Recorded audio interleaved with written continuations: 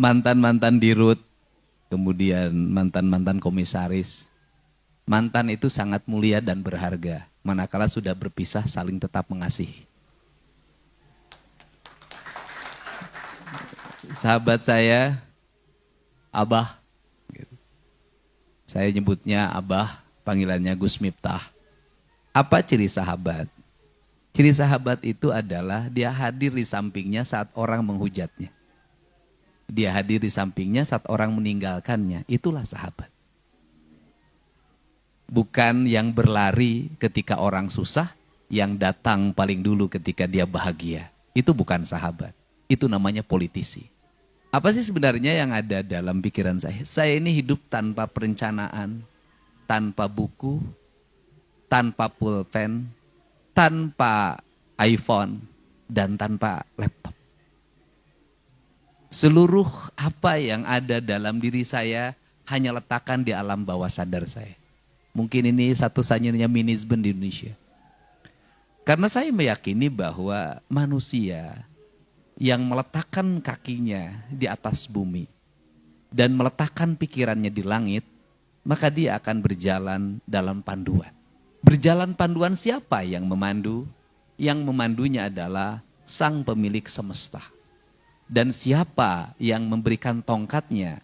Yang diberikan tongkatnya adalah alam semesta. Alam semesta ini itu punya ornamen alamiah yang disebut dengan leluhur. Maka leluhur itu dalam orang Sunda disebutnya karuhun. Maka kalau Abah kan orang NU, Abah meletakkan para karuhun itu, leluhur itu dengan bahasa para aulia, para ambia, para wali. Kesananya para sahabat sama meletakkan pada leluhur. Sehingga negara-negara yang meletakkan dirinya pada tanah yang dipijaknya, pada air yang diminumnya, pada udara yang dihisapnya, pada matahari yang membakar dirinya, dan dia berpegang teguh pada leluhurnya, saya melihat seluruh negara itu maju. Cuman perbedaannya adalah meletakkan leluhur pada tradisi itu di kalangan kaum NU, kaum Nahdien, dan kami kaum tradisi, dan meletakkan kerangka leluhur dalam konstitusi. Maka yang meletakkan leluhur dalam konstitusi itu adalah Inggris, Prancis, Jerman, Australia, Jepang, dan negara baru sekarang yang menjadi raksasa dunia yang berani berdiri tegap di depan Trump adalah Tiongkok. Apa sih sebenarnya yang membuat majunya Tiongkok? Yang membuat majunya Tiongkok itu adalah ada seorang anak kandung ideologis komunis. Yang dia memiliki watak berpikir ideologis komunisnya luar biasa. Kemudian dia keluar dari cara berpikir umum, kemudian menekuni kapitalisme. Belajar berkeliling dunia, memahami kapitalisme. Dia tentunya awalnya dibenci. Tetapi kemudian dia berkata, sampai kiamat. Karena orang Tiongkok nggak percaya kiamat. Sampai kapanpun Tiongkok tidak akan mengalami kemajuan. Manakala mimbar-mimbar kita hanya diisi dengan bicara ideologi. Tapi tidak pernah bicara bagaimana strategi meraih kemajuan dan kekinian. Maka anak kandung itu melakukan perubahan cara berpikir Tiongkok dari komunisme, kemudian dikelola basic ideologinya, dikelola gotong royongnya, dikelola ketahanan mentalnya, dikelola ketahanan lingkungannya, kemudian menjadi raksasa dunia. Kapitalisme dibangun di atas komunisme. Bayangin. Bisnis Amerika dilakukan oleh individu. Individunya kemudian melahirkan pajak. Pajaknya untuk kesejahteraan. Dan dia bekerja secara individu. Kemudian negara membuat sistem kebebasan dia untuk berbisnis, berusaha. Tapi rambu-rambu etika dalam usahanya, etika dalam bisnis, etika dalam politiknya sangat kokoh. Lahirlah raksasa. Tetapi ini lebih cepat lagi. Pebisnis dibungkus dengan namanya BUMN, menggerakkan ekonomi negara, menguasai tanahnya, menguasai airnya, menguasai udaranya, menguasai sumber daya alamnya, kemudian di backup oleh militer, di backup oleh agen intelijen, menggerakkan ekonomi lokal negaranya, kemudian mengekspansi negara-negara lain. Bayangin, negara membackup sebuah bisnis, apa yang akan terjadi? Raksasa yang tidak mungkin dikalahkan. Nah, out of the box adalah sebuah proses berpikir untuk merubah paradigma. Saya tidak ngerti perbankan. Saya tidak ngerti komposisi anggaran. Baca buku APBD pun saya jarang. Apa yang membuat kita bangkrut? Menggunakan standarisasi pikiran dalam manajerial yang rumit. Dalam perbankan harus lulus ini, lulus ini, lulus ini, lulus ini. Sertifikat 7 truk tidak akan punya arti kalau rasa dan cintanya tidak ada. Buktinya BJB, hebat-hebat, lulus OJK, katipu 8 triliun. Apakah Jenderal Sudirman itu belajar ilmu militer sekolah di Amerika? Tidak. Apakah dia sekolah perang di Perancis? Tidak. Dia hanya seorang guru SMP Muhammadiyah. Apa yang membuat dia menang? Satu, dia berserah diri pada Allah. Yang kedua, berserah diri pada semesta. Maka dia bersatu dengan seluruh alamnya, maka alam menjadi petunjuk hidupnya. Maka ketika musuh datang, hujan pun turun. Jangan ngomong mistik, Pak. Enggak ada. Bagi saya semua hidup ini ilmiah.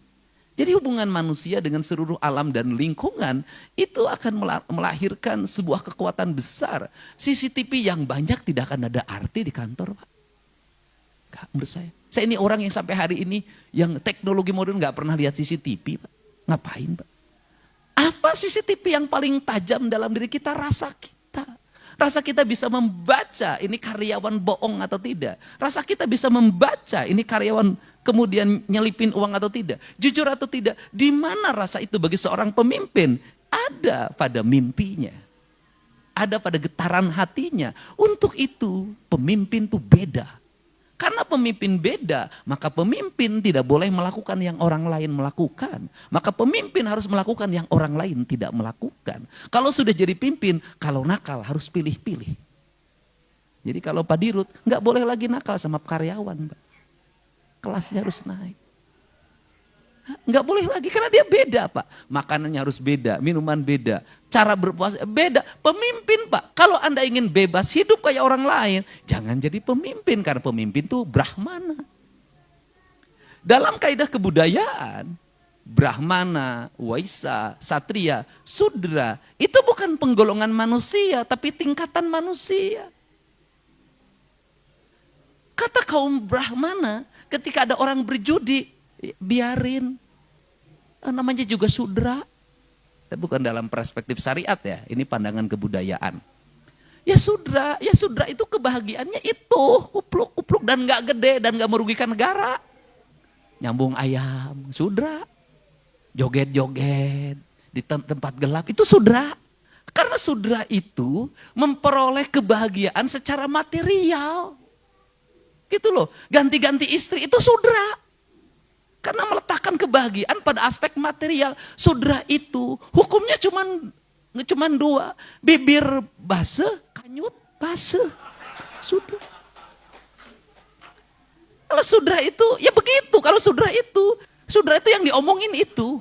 Nah, sehingga kalau kaum Brahmana, dia sudah sejak kecil filosof, ketatanegaraan, minumnya beda, puasa Senin Kemis, enggak puasa Senin Kamis lagi kayak Gus Miftah. Karena kaum Brahmana tiap sehari puasa, sehari enggak. Udah beda kelasnya, makomnya beda.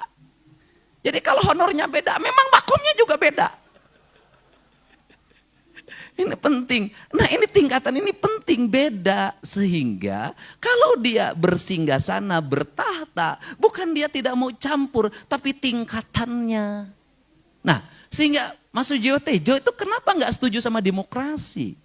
Kenapa? Mas Dedi, demokrasi itu dipilih, kata dia. Nanti sudra jadi pemimpin.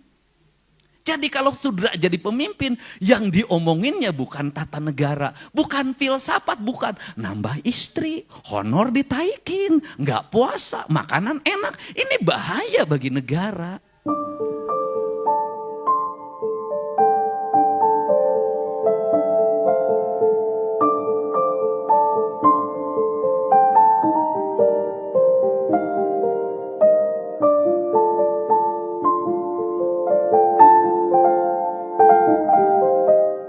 Makanya jadi pemimpin itu sejak kecil sudah dibedakan. Nah, apa sih saya cerita ini? Apa? Cerita ini cerita perbankan. Cerita perbankan itu adalah cerita ketajaman pikiran dan baca pasar. Nah, karena cerita ketajaman, pertama, apakah kita akan bangkrut? Tidak akan pernah. Apakah kita tidak akan kompetitif? Tidak akan pernah. Selama apa? Selama niat kita dan kemudian diri kita ada. Kata orang Sunda itu ngawiraga sukma. Ngawiraga sukma itu dalam bahasa biologi disebutnya bersenyawa. Kemudian dalam bahasa kebudayaan manunggal. Kalau dalam bahasa Abah nauhid. Apa itu? Saya katakan ketika orang bekerja di BJB, maka BJB menjadi bagian yang tak terpisahkan dalam hidupnya. Itu penting. Apa yang merusak sebuah perusahaan, sebuah korporasi, sebuah lingkungan? Apa? Ketika yang mengisinya menjelekkan tempat dia bekerja. Kemana bercerita? Terbalik bang. Terbalik. Maka korup di TNI gak boleh anak buahnya. Apapun yang terjadi gak boleh bercerita keluar. Maka korup. Maka untuk itu kalau BJB ingin berhasil, seluruh pegawainya masukin barak militer. Serius saya. Serius. Ini gak main-main. Masukin barak militer. Untuk apa? Persenyawaan, penyatuan jiwa. Dan di barak militer nanti akan ketahuan mana pegawai yang punya visi, mana pegawai yang asal-asal. Dari situlah terjadinya seleksi. Alam yang akan menseleksinya. Disumpahin satu-satu. Saha anu nek maling KBJB, sanu teu digawe KBJB, saumur hirup sia, 7 turunan sia, moal pernah berkah. Sumpahnya itu, Pak. Ini penting. Jadi menyatukan diri. Saya ini, Pak, orang yang paling gila dalam berspekulasi. Kenapa? Saya kalau ditanya, guru Kang Deddy Mulyadi di bidang ekonomi siapa? Ibu saya. Kenapa ibunya? Apakah ibunya ahli ekonomi? Enggak, sekolah SD aja cuman kelas 2, baca tulis aja enggak. Kok bisa? Ya bisa, dia sebagai ekonom ulung. Dari mana letak ekonom ulungnya? Anaknya 9, gaji suaminya hanya prajurit kepala, palang 3, tapi anaknya sehat-sehat, bisa sekolah, bisa kuliah, tak ada sejengkal tanah pun yang terjual. Bukankah itu ekonomi ulung? Negara kita ini sudah berapa ton emas yang diangkut? Sudah berapa juta, puluh juta, miliar meter kubik itu nikel dan kemudian batu bara yang diangkat. Sudah berapa puluh juta hektar hutan yang dibabat. Sudah berapa puluh miliar kubik pasir yang diangkat. Tapi kenapa hutangnya gede, kemakmurannya makin jauh? Padahal para menterinya dari dulu sampai sekarang lulusan terbaik. Kenapa? Satu hal, bekerjanya tidak menggunakan rasa dan hati. Pendekatannya outcome benefit. Sehingga ketika saya dulu, dan itu saya lakukan sekarang. Saya dulu ketika jadi bupati, yang saya tanya itu bukan pendapatan. Saya bilang ngapain ngomongin pendapatan. Pasti yang saya tanya belanja. Ini belanja duitnya dipakai apa? Maka saya lakukan sebelum sekarang jadi gubernur dan Pak Prabowo jadi presiden. Saya 15 tahun yang lalu sudah membuat namanya realokasi. Ini apa, ini apa, ini apa, belanjanya untuk ini. Bagaimana percepatan agar belanjanya cepat? Saya bilang cepetin ini jalan, hibahin sama tentara yang ngerjain. Itu dari dulu saya. Kalau sudah belanjanya diperbaiki, maka saya ini Pak, ini barangkali satu-satunya pemimpin daerah yang dalam setiap tahun itu paling BJBK, paling gak suka zaman itu bupati saya. Kenapa? Di saat kabupaten lain silvanya 1 triliun, saya minus 3 juta. Dan saya analisis betul tiap hari. HP saya itu lihat, hari ini berapa belanjanya, hari ini berapa uang masuk. Saya itu kalau nyusun APBD Pak, begini, saya bilang berapa jumlah anggaran pembangunannya, 600 miliar Pak. Oke, penurunan tender berapa? Rata-rata 10%. Oke, berarti 60 miliar masuk lagi pendapatan. Nggak boleh lagi ini uang yang silva ini masuk ke tahun depan. Kenapa? Rakyat sudah bayar pajak sekarang. Tahun ini harus muter lagi, harus muter lagi. Itu yang saya lakukan sehingga cepat. Nah, saya katakan ketika rakyat sudah bayar pajak, maka kita tidak boleh lama-lama nyimpen uang di tempat lain atau di bank. Suruh muter terus, nggak boleh berhenti. Kenapa? Ini siklus. Mata rantai ekonomi yang tidak boleh berhenti. Ketika berhenti ada orang yang tidak bekerja. Ketika berhenti ada orang yang tidak makan. Karena berhentinya siklus ekonomi ini melahirkan kemandegan ekonomi, kelesuan. Maka duit harus muter, nggak boleh diam. Dia harus muter karena tugas uang itu berputar, bukan diam. Nah, saya membuat kebijakan itu. Nah, kemudian ini yang harus dilakukan oleh BJB. Tapi apa? Harus ada analisis. Analisis yang tertinggi dalam hidup kita ini apa? Rasa dan keteguhan. Keteguhan.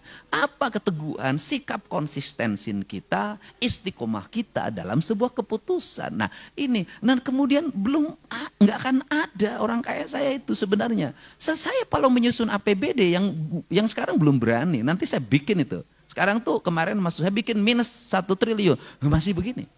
Saya itu dulu bikin minus Pak. Kalau saya nyusun APBD, pendapatan asli berdasarkan analisis Kepala Badan Keuangan itu 1,2 triliun, maka saya menyusun 1,8 triliun. Sudah real.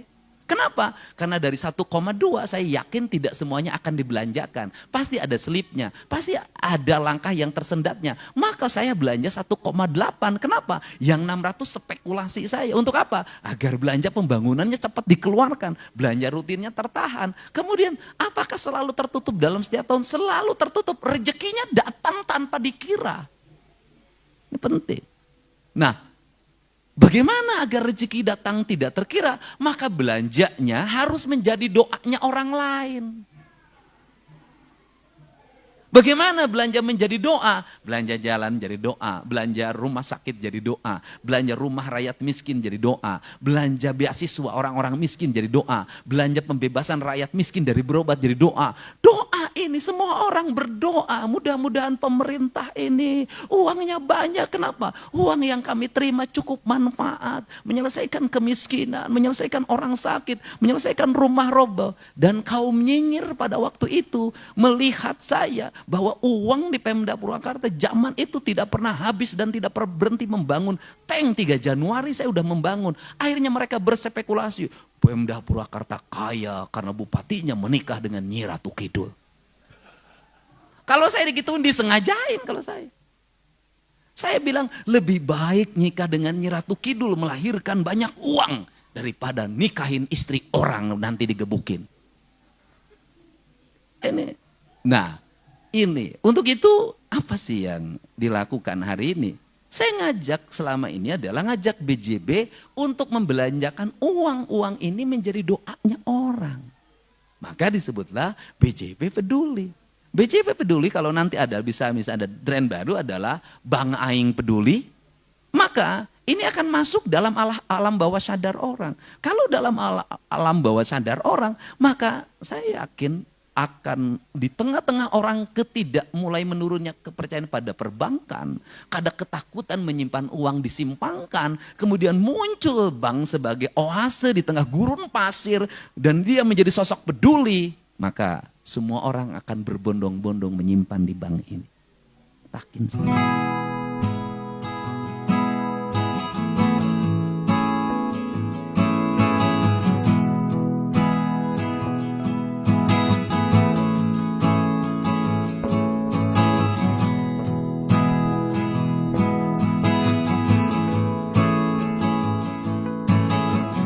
Apa yang ada dalam pikiran publik hari ini adalah ingin mencari seseorang yang dipercaya. Ingin mencari perbankan yang terpercaya. Itu. Jadi orang Indonesia itu apakah tidak gotong royong? Kuat, empatinya kuat. Ingat, orang baik akan bertemu dengan orang baik. Orang ikhlas akan bertemu dengan ikhlas. Bank penebar kebaikan akan bertemu dengan nasabah penyumbang kebaikan. Tapi bank penebar kebusukan akan bertemu dengan nasabah penyumbang kebusukan. Garong akan bertemu dengan garong. Rampok akan bertemu dengan rampok. Lelaki hidung belang akan bertemu dengan PSK. Tuh, sudahlah. Tergantung kita ini berkumpul dengan siapa. Kalau kita senang berkumpul dengan mafia perbankan dan kita menjadi direktur karena peran mafia perbankan, ya jangan pernah juga merasa sedih kalau banknya dirampok oleh mafia perbankan. Kenapa? Anda jadi direktur oleh perannya mafia, maka bank Anda diambil duitnya oleh mafia. Tapi kalau ini kan lahir bukan di tangan mafia, di tangan Prabu Siliwangi. Sudah.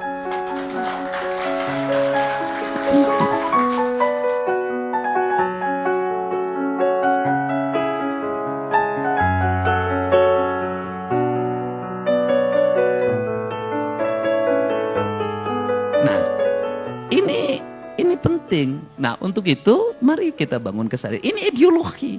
Kenapa bagi saya? Ini ideologi. Loh, nah di Indonesia ini nanti ada bank yang mampu menyelesaikan seluruh problem dirinya dalam waktu cepat, merecovery. Kemudian lahir kepercayaan publik. Berbondong-bondong orang menyimpan. Dan kemudian orang yang meminjam pun orang yang memiliki orientasi untuk pengembangan ekonomi, pengembangan pembangunan. Dan itulah namanya Bank Aing BJB atau BJB Bank Aing. Sudah. Dan ini perlu watak ideologi. Saya berulang-ulang ideologi. Saya selalu meneguri lingkungan di Pemda. Provinsi itu kamu bekerja tidak ideologis. Kamu bekerja hanya mengikuti aspek administratif. Enggak ada cinta apa yang kau kerjakan. Enggak ada rasa apa yang kau lakukan. Kau rugi di situ. Kenapa ruginya? Kamu tidak mendapat kebahagiaan dari apa yang kau lakukan. Hanya mendapat kelelahan. Tetapi lain kalau yang dengan cinta. Dia tidak akan pernah lelah. Karena cinta menghilangkan siang dan malam. Maka beruntunglah orang yang dalam setiap waktu dimabuk cinta. Karena dia akan lupa siang dan malam. Maka cintailah pekerjaanmu sebagai sendi utama dalam hidupmu. Enggak ada masalah, lupakan istri yang ada di rumah.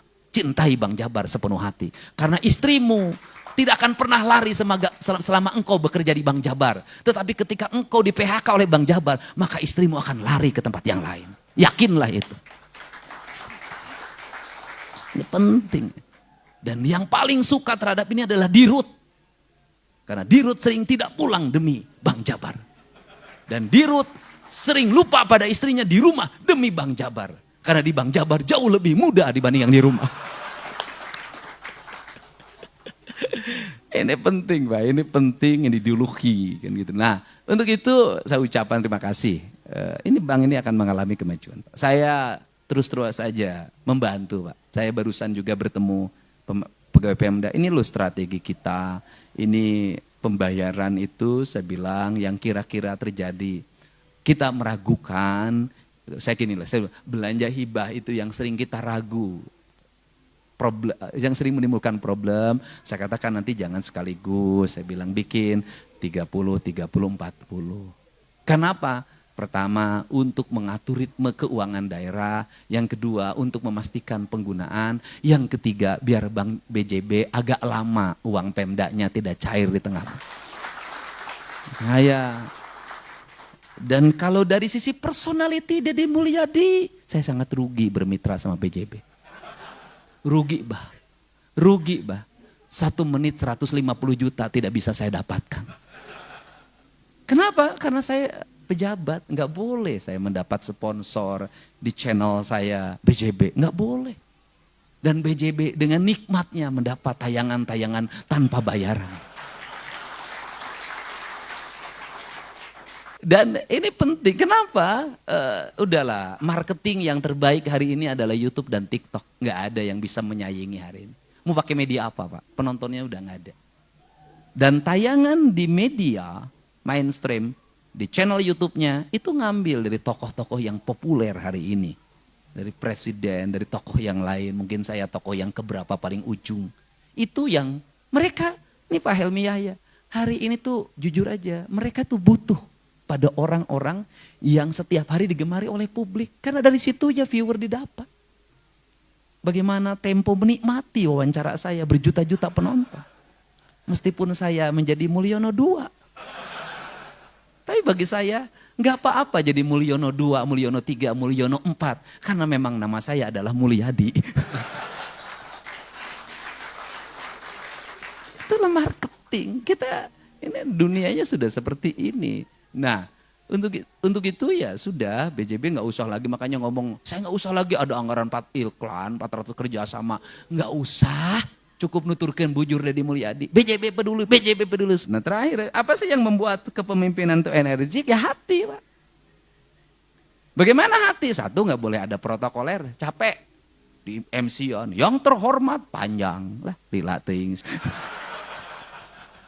Kalau saya itu kalau sudah tiut, ganeng, jangan ganeng. Udahlah dibikin simple, dibikin efektif, kemudian kerjakan sesuatu berdasarkan selera kita. Pakailah baju yang membuat kita nyaman, jangan memaksakan diri bajunya orang lain. Pakai baju orang lain tuh nggak enak, Pak. Apalagi pakai istri orang lain digebukin, Pak. Kayak Abah kan dia memang baju nyamannya ini. Itu, baju nyamannya ini. Ini yang membuat wanita tergila-gila sama Abah. Tapi ada satu wanita yang belum bisa didapatkan, yaitu wanita bidadari di surga yang belum dia temukan. Tidak akan keseleo, Pak. Saya mah politisi, Pak. Dan saya kagumnya sama Abah itu apa sih? Kan dia hari gaul dengan artis cantik. Setiap malam berkeliling ke tempat-tempat hiburan, menemui perempuan-perempuan dengan dada terbuka, ya kan? Dengan rok yang naik ke atas. Abah itu bisa mencintai tapi tidak pernah meniduri. Itu hebat. Hebatnya Abah. Dan itu. Kemudian Abah memberikan kesadaran. Jadi kalau ditanya, siapakah yang selalu memberi tanpa pernah ingin dilayani? Ya Abah Miftah. Dia memberi ilmu, memberi bekal duit. Kan tidak pernah dilayani. Tidak hitungan kayak pegawai BJB. Tetapi cinta yang sejatinya tetap sama Umi di rumah. Kenapa? Mencintai Umi di rumah karena Umi menemani sejak Abah tidak punya apa-apa dan bukan siapa-siapa.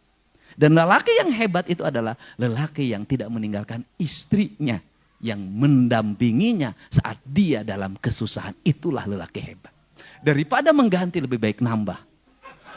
Itu pun kalau ada persetujuannya. Kalau tidak persetujuan, biarkan engkau di sampingku. Dan biarkan aku menghayal pada yang lain.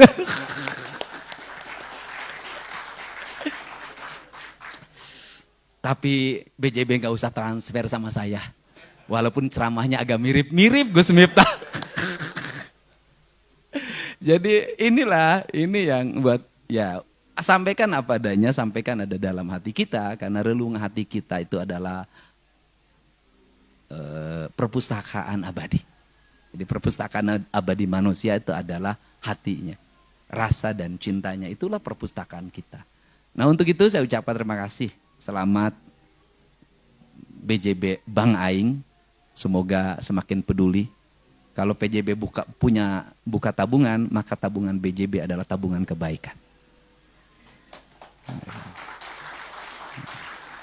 Tabungan kebaikan. Semakin dekat dengan saya, semakin kenal dengan teman-teman saya, insya Allah nanti ratusan teman-teman saya akan nyimpan di BJB. Kalau satu orang nyimpannya 25 miliar kali 100, 2,5 triliun nyimpan di sini. Terima kasih Bang Helmi Yahya dan semua para anggota komisaris. Kita memiliki semangat. BJB, BJB, BJB. Terima kasih.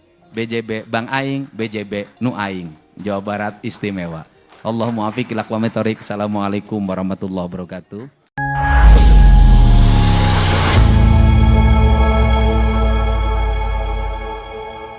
Itulah tadi pidato yang sangat luar biasa dari Kang Deddy Mulyadi di depan Gus Miftah. Bagaimana menurut pendapat teman-teman semua? Silahkan lanjut di kolom komentar. Terima kasih selalu support Arman Al-Fatih. Kita jumpa lagi di video selanjutnya. Assalamualaikum warahmatullahi wabarakatuh.